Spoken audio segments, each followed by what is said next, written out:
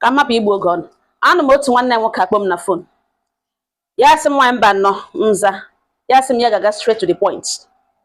na m nwere ihe na ugbotoro ya ụmụnne, n'ihi na enweghị ọrịa naanị otu onye na-arịa. Ya ebelivuru na ụmụ nwoke ibe ya ndị ọzọ nọkwa n'ọnọdụ dị otu a. Na years back ya hụrụ nwata nwaanyị masịrị ya, nwa agba obiọma mara nnọọ mma nwaanyị. Ya propose marriage, nwatakịrị ekwerekwe, ha alụọ. Ka ha lụwakwara alụcha, nwunye ya bịara ime, afọ ime ya wetago aka ebe 8 months. Ya gwabe na ya chọrọ ka nwanne ya nwaanyị bịa, n'ihi na mgbe ya lụrụ nwunye dị 36 years old ka o toro dị 34 years old. Nọ ya ka ya gwa nwunye sị mba na be nne ya rụ ndụ, ndị nne ndị na-aga ọmụgwọ. Nwunye sị mba na ya chọrọ ka nwanne ya nwaanyị ahụ bịa na ịga. Ya sị oke, nsogbu anọ na nga ha bi n'ọwụwa room and parlour, na ya chọrọ ịzụtakwu fom maka nwanne ya nwaanyị nke so ọbịa. Ya sị yes na ọ dịkwa mma, ya ga-azụta fom. Nwanne ya nwaanyị na-atụ na palọ ma ebe ọ ga-ehi ma ọ na chi jie. Ya gbapụ ga zụta fom ọ nụntara. Ozugbo nwanne ya nwaanyị nụntara bịara, na ọ dị happy na ọ na-adabara ya na nwanne ya nwaanyị ahụ. Ha abụọ na-eme ka ejima. Obiọma kpakwukwe ya onwe na nwanne ya nwaanyị ahụ letakwara na nwunye amụọ. Ka nwunye mụwakwara mụcha, ya na-ele n'anya at least nwa agbọghọ tozuru oke otu na ọ ga-enwere ihe ọ ga-achọ imenwe. Ọ gaghị anọcha ọmụgwọ 3 months, ọ kọrịala, ọ bịara n'ụlọ ebe fọ amụọ anụ akwala na 3 months after amụrụ nwa na 4 months ya ka nọkwa. Ihe ọzọ ya hụrụ wụ nwunye bido zawa kọọlụ onye n'ala bekee. Ọ baga na kọọlụ a, ọ ga-anọgide na kọọlụ a na-abụchiri na-achị ya jụọ onye ụdị onye na-akpe. Ọ gwawa ya sị na ọ wụ enyi nwoke nwanne ha nwoke, enyi nwoke dede ha, kedu ọkpara nne ha, na ọ n'ala bekee na ọ ya kpụga na mgbe ọ nọ n'ụlọ na ọ na-eri nri n'ụlọ ha, na ha niile na-eme ka dịka otu nne na otu nna. Ya so oke na ọ na nwoke that man kpọ, the young man kpọ na nwanne nwunye ga-ewerecha fon, ha ga-azacha fon turn by turn, a na-achịrị gị ghọta truly that na onye nọ kpọga nọ the whole family ma onye ọwụ.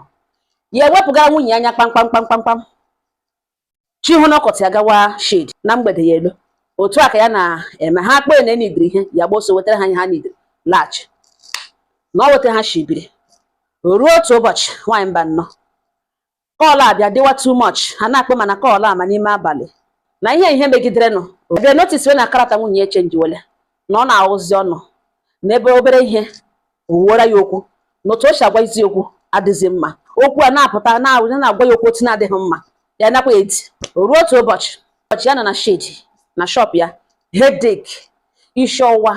abịa na-awa ya. Ya kpọọ nwunye sị na ya chọrọ ịlọta bịa ihe ụra na ụdịka isi waga ya ahụ bọdịrị ya mbụ, ka ya ṅụọ paracetamol bịa doruteta isi ala hie ụra. Nwunye so oke na nsogbu na ya lụwa. Ọ ya ka e lụrutere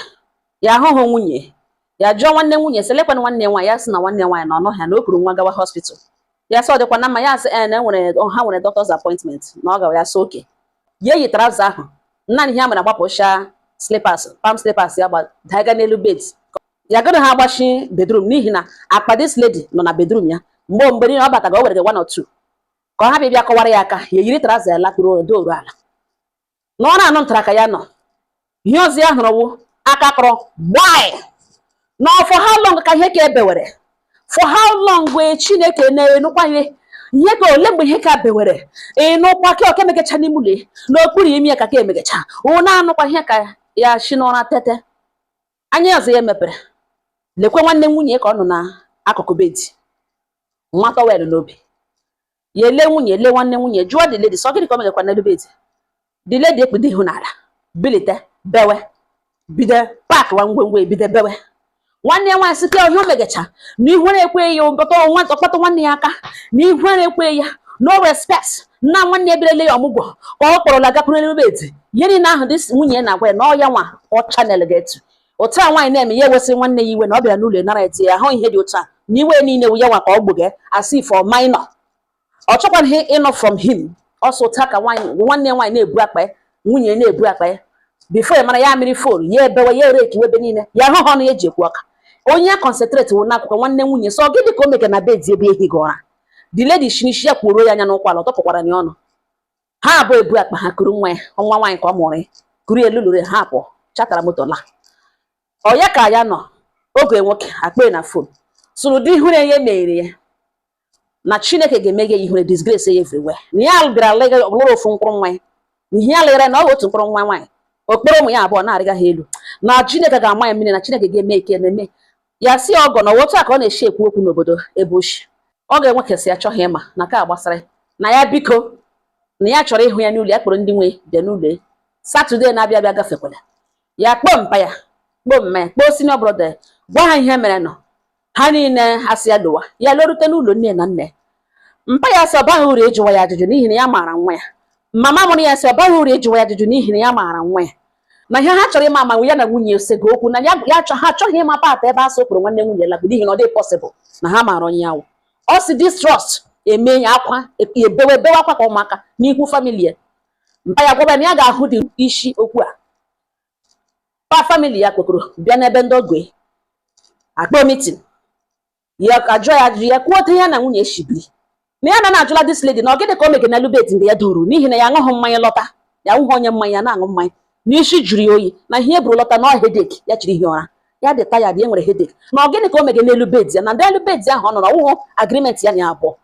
na otu anyị aṅapụrụ ihe ụra kwa n'ote ha chiri tite ya shiota atụkpugharịa na enweghị ihe dị ụtọ enweghị ya na dis lady enweghị ihe dị ka plan dị ụtọ enweghị ihe dị echiche dị ụtọ anụ ya n'ime ma ọ fọzikwa ọ chọghị ịsa ya n'oge nwaanyị si na ụmụ ya awụhụ ndị na-agbanwe nne ha achịcha ụmụnne ndị soro papa ya bịa asị ha biko na ọgọ na-enweta na-eche eme ihe si n'ebe ha shi na ha nwere great respect for omenala na ha wụdị ndị a na-eshi na azụ suo nri na enwe ihe webum n'obi ha pụta plen kwuo ya si kpọpụta that lady a na-akọ akụkọ ya akpọta nwatakịrị nwanne nwunye ogbu eguzoro nga na-ajụ ya sị nne ele ije gị na di nwanne gị nwaanyị ele ụdịka okwu ọnụ na-agwarala gị bifo gị hụ onwe gị n'elu bedi ya ọwa agrimenti gịnị abụọ ka i jiri hụ onwe gị n'elu bedi ya o nwere ihe unu mere ihe ha jụrụ dis lady ihe ka ihe echi ya ekpudo ihu n'ala sakwa na ajụjụ ahụ onwe ka ọ sara kwukwe n'okwu enwe ka o kwuru welitekwa n'ihu enwe ka ajụjụ a na-abụọ mbụ ya ajụjụ onwe mgbe ọ pụtara sị na ya mere ihe rote ọ ya eme ihe rote ihe ọzọ mere ya ewere akwa gbapụga from the meeting gbalaga gbafe azụ ụlọ mma ya sị na ụmụ ya wụ ndị ihere na nwanne ya nwaanyị amaghị otu ọ ga-esi bịa gba di nwanne ya nwaanyị achịcha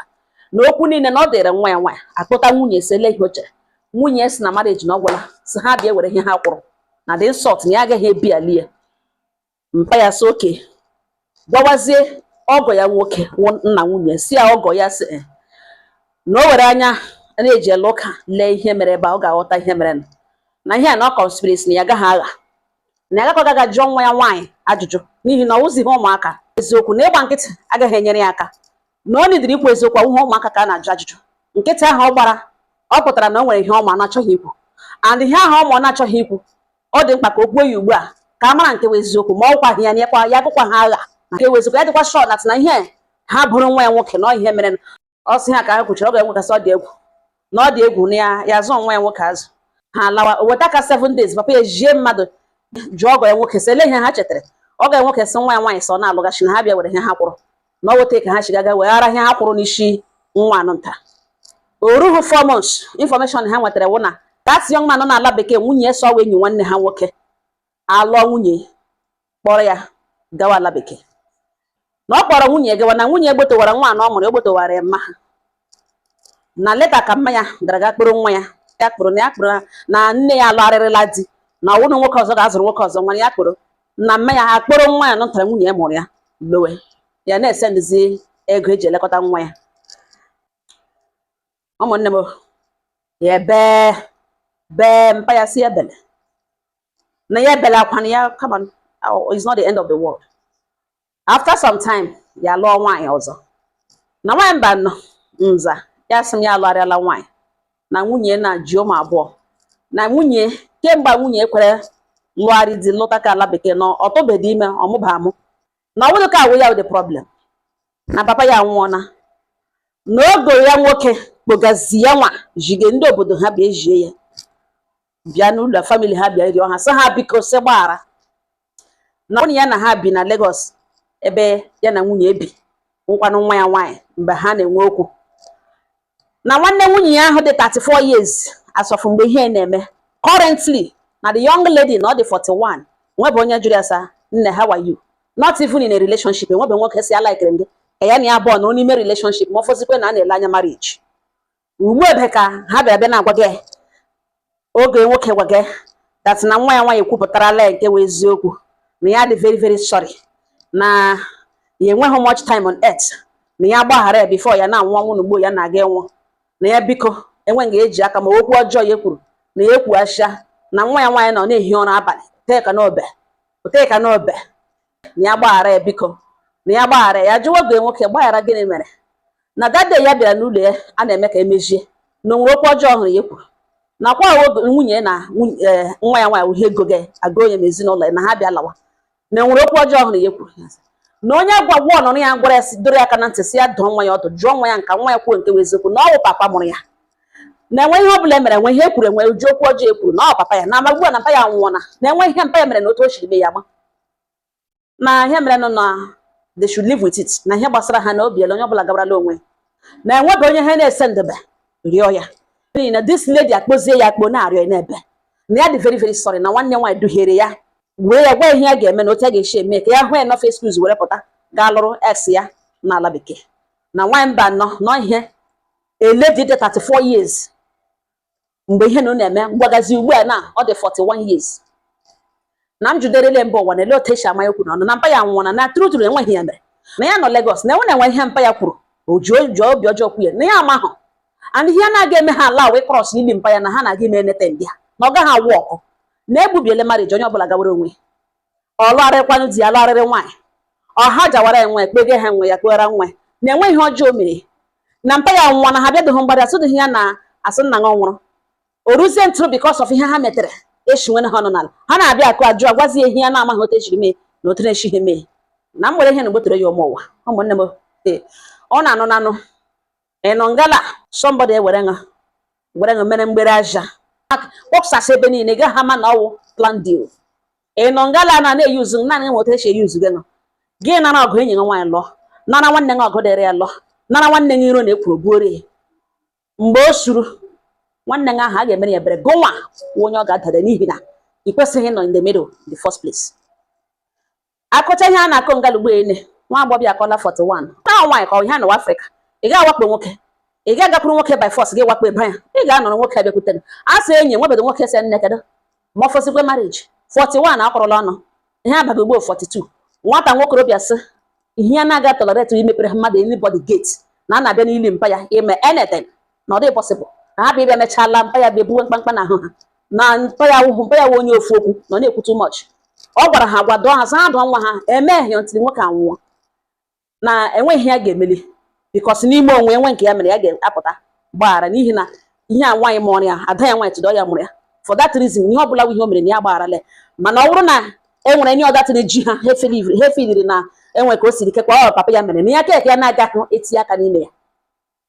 n'ihi na mpa ya agwaghị ya mgbe ọ na-ekwu ihe o kwuru ọ gwakwara ihe ya mgbe o mere ihe o mere ọ nwa ya nwoke ka emejọrọ ọ lụrụ nwa ya ote ha nwa lụrụ nwa ha nwaanyị ma agwụ na ihe o lụrụ agboterela n'ifu nke nọ ala bekee asa lụrụ ọ mụbekwa nwa ọ ka ụnọ hụ mgbe ị na-emegide onye aka ya dị ọcha nwe ihe ọ ga-egwenye esi nna esi na na-alaghachi ebi aṅachago ka akwa dị mkpa agwụla ego agwụla ọpụpụ na-agụṅụ achọla ihe ị ga-ekokoko were bụ ya pụta n'obiọma si ya nna ya asị ji wee ego nna ya sị ere ọha m nwa n'anya in fact enweghị ị na-eme na arụ ọha m mma enweghị ọjọọ mere m bata na m alụgachi ekwe elukwu ala ga-esi na-alụgachi aga amanyere ya amanya a ga-esetịnụ free a sị ihe mere onye ọzọ ji mụrụ akụ ọ ngọ ha nọ m n'ọnụ udo dịrị ọnụ